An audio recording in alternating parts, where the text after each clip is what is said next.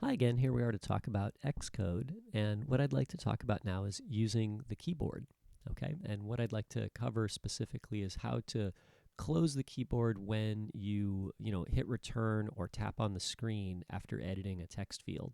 And what I'd like to do also is move from this into alternative inputs for the text field. So instead of just having the keyboard where you can type in letters or numbers, maybe we want to use the date picker to enter a date into the text field, okay? So this will take a little while to get through. So what I want to do first is just create a brand new project that we can test our ideas in, okay? So I'm going to start here with create new Xcode project. And then I'll choose a single view application. And I'll call it TextField Example. And I don't need core data or unit tests. And we'll just set the language to Swift and device to iPhone. And then I'll save this into my folder here. And there we go. So the first thing we'll do is we'll go to Storyboard and we will add a text field. So there's my text field, and I'll size it. And then maybe we need a button, right? Maybe we need a couple buttons. So I'll put a button here and a button over here.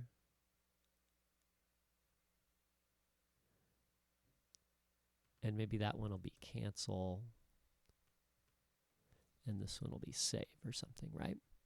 And then just to quickly add some constraints, I'm going to do this thing that I've been doing more often than I would have expected, but I'm going to go to the menu down here, Resolve Auto Layout Issues, and under All Views, I'm going to choose Add Missing Constraints. So essentially, that's going to add constraints to all the elements on the screen that don't have them. So there we go. So everything's kind of constrained right now. That was kind of quick and easy.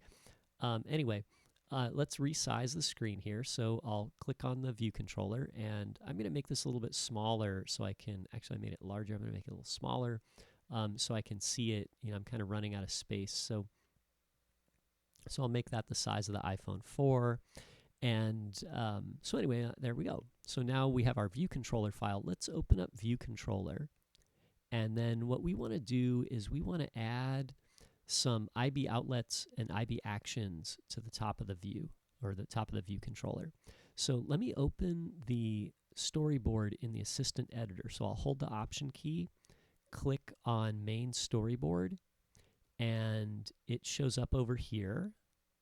And now I just need to drag, and create some connections. So you can right-click and drag, or control-click and drag. So I'm going to control-click and drag from the text field, and I'll make an outlet for it. I'll call it date text. Eventually, I'm going to put the date in here. Okay, so it says date now. We're just going to type whatever text into it, but eventually I want to put the date in there, right? So I'm going to call it date text. And then we'll click connect. And then now the two buttons are going to be IB actions. So what I'll do is I'll control drag from the first button. Make sure you get the button and not the constraint, right?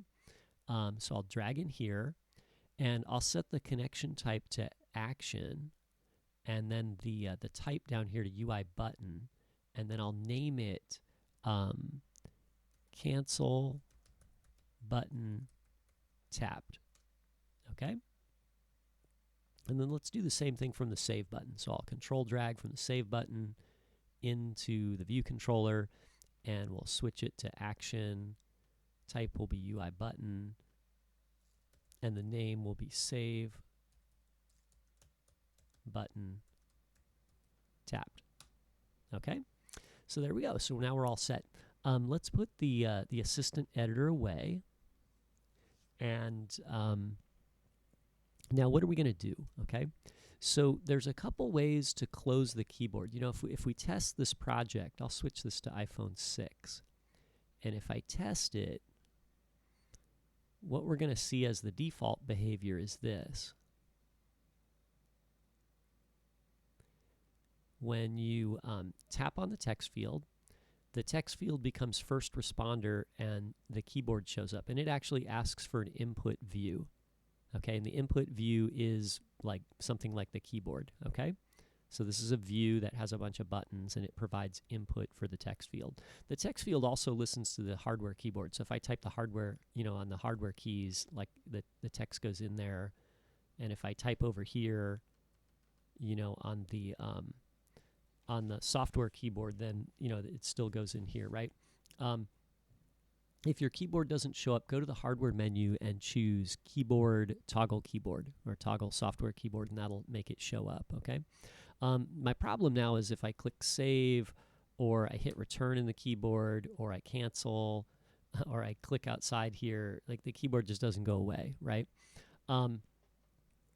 The problem here is that the keyboard is the first responder, and it's keeping the first responder status, right? So you can see, like, no matter what I do outside here, the bar is still blinking inside the text field. So it's still accepting input from the keyboard here, okay? So we have to tell this text field to give up the first responder status to close this, okay?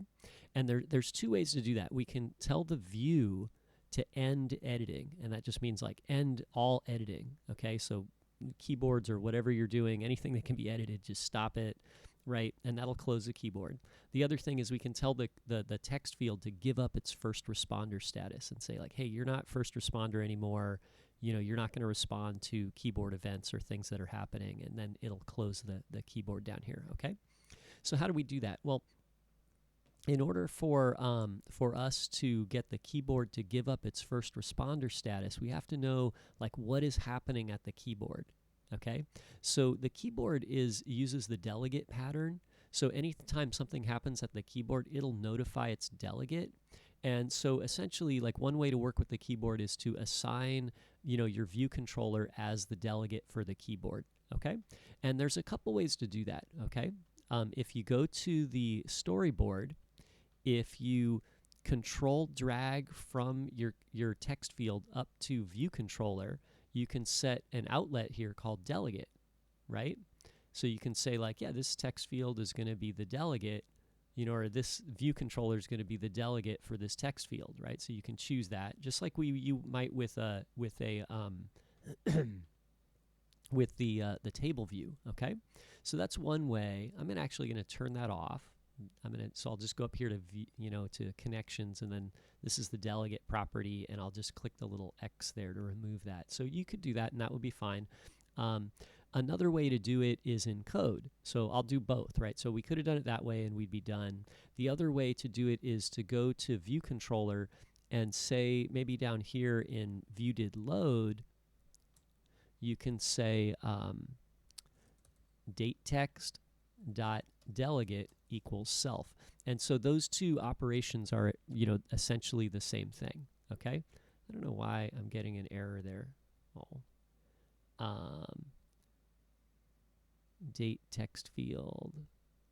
Cannot assign view controller to UI text field delegate. Oh yeah, so I can't set myself as delegate here unless I'm also UI text field delegate at the top. So we got to include this too. So if we're going to be the delegate for the text field, we also have to conform to the UI text field delegate protocol, okay?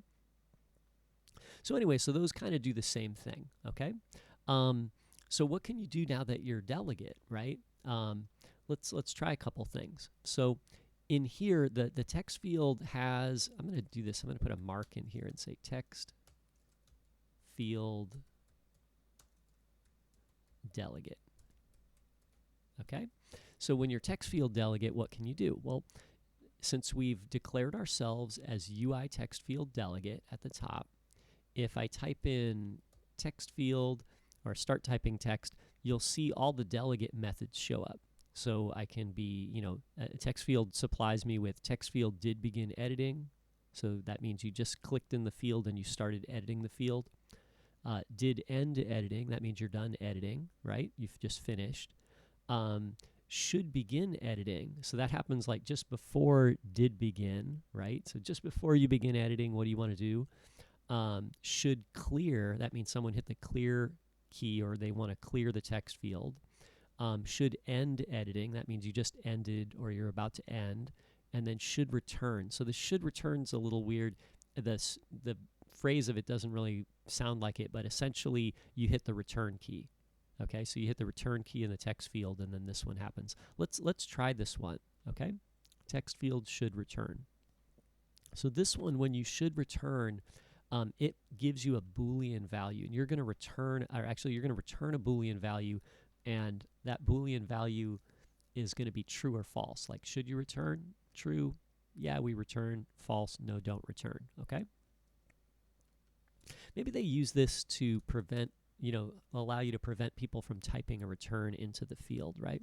So I'm going to just type in true for should return, but then I'm also going to do this. I'm going to say DateText.ResignFirstResponder. Okay, so that's what we were talking about before. Like when we resign first responder, it will close the text field and will end editing for this text field. Okay. This function actually receives a text field object. So I put date text here, but actually this text field right here is the text field that just got this message. So I can use that name here, and this could be any text field. So if I had multiple text fields, if you hit the return on any of them, then this would be that particular text field, right? Let's give it a test. So I'll click the test button up here, or the run button, and there's our text field, and I'll type something into it, and then I'll hit return on the keyboard, right? Oh, and the keyboard closes. I'll click in here to begin editing, and the keyboard's there, and I'll hit return on the soft keyboard now. Oh, and it closes, right? So that works pretty good. So there we go. There we got the TextField Delegate. We've got should return, and then we're going to resign first responder to close the text field. And in order for this to work, we have to be the TextField Delegate. Okay? So I'll continue in another video just to keep these short, right? But there's your one concept there. Okay, TextField Delegate, should return, resign first responder, and delegate self, right? Okay? Thanks for watching.